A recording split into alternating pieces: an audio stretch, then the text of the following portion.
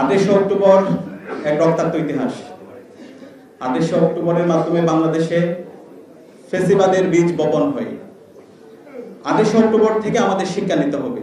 28 October আমাদের শেখায় আমাদের এই দেশে শত্রু এবং মিত্র আমাদেরকে চিনতে হবে। রাজনীতিতে যদি আমরা শত্রু এবং মিত্র চিনতে ভুল করি, তাহলে আমাদেরকে আবার দীর্ঘ ফেসিবাদ, আবার দুঃশাসনের মধ্যে দিয়ে আমাদেরকে যেতে হতে পারে।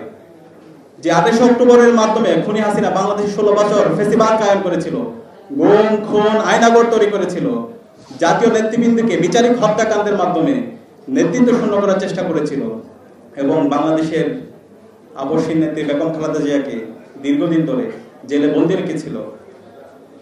সেই 28 অক্টোবর থেকে আমাদের শিক্ষা নিতে হবে। আমরা যদি শত্রু এবং মিত্র এখন পর্যন্ত আইডেন্টিফাই করতে না পারি, তাহলে সামনে আবার আমাদের জন্য দুঃশাসন আসতে পারে। এখন এই শত্রু এবং মিত্র কারা?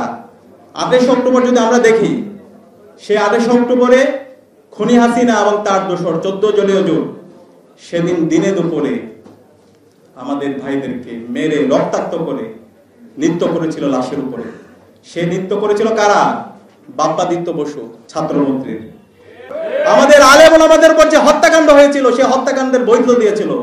আল্লামা দেলাওয়ার হোসেন সাঈদীর রায় পরবর্তী সারা দেশে যে গণহত্যা সংঘটিত হয়েছিল, সেই গণহত্যার বৈধতা দিয়েছিল। এবং বাংলাদেশে যে ফেসিবাদ কায়েম হয়েছিল, খুনি হাসিনাকে ফেসিস্ট হতে যারা সহযোগিতা করেছিল, তারা হচ্ছে এই কালচারাল ফেসিস্টরা।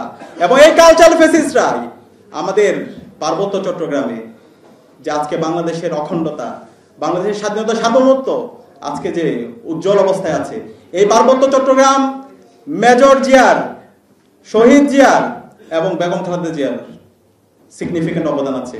আজকে পার্বত্য চট্টগ্রামের সিকিউরিটি ইনশিওর করার ক্ষেত্রে আমরা শহীদ জিয়ার গুরুত্বপূর্ণ অবদান দেখতে পেয়েছি।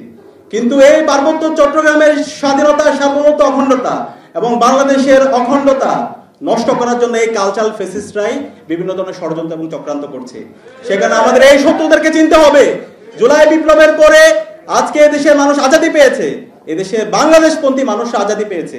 এই বাংলাদেশপন্থী মানুষদের মধ্যে বিভাজন তৈরি করার জন্য এই কালচারাল ফেসিস্ট শক্তি আবার নতুন ভাবে ষড়যন্ত্র এবং চক্রান্ত করছে। আমি সবাইকে অনুরোধ করব, এই 28 অক্টোবর থেকে শিক্ষা হচ্ছে এই কালচারাল ফেসিবাদের বিরুদ্ধে, কালচারাল ফেসিস্টদের বিরুদ্ধে, মুজিববাদের বিরুদ্ধে আমাদের সবাইকে ঐক্যবদ্ধ থাকতে হবে। আমরা কি পারবো? ইনশাআল্লাহ, ইনশাআল্লাহ। এবং একই সাথে আমি অনুরোধ করব, আমাদের আজকে জুলাই বিপ্লবের পরে 1 বছর হয়ে গেছে, অন্তর্বর্তীকালীন সরকারকে শহীদদের রক্তের উপর বসানো হয়েছে। যে প্রত্যাশা, যে আকাঙ্ক্ষা নিয়ে আমরা বসেছি, যেভাবে বিপ্লবকে ধারণ করার দরকার ছিল, আমরা তার ব্যর্থ দেখতে পাচ্ছি। আজকে আমরা অনুরোধ করবো অন্তর্বর্তী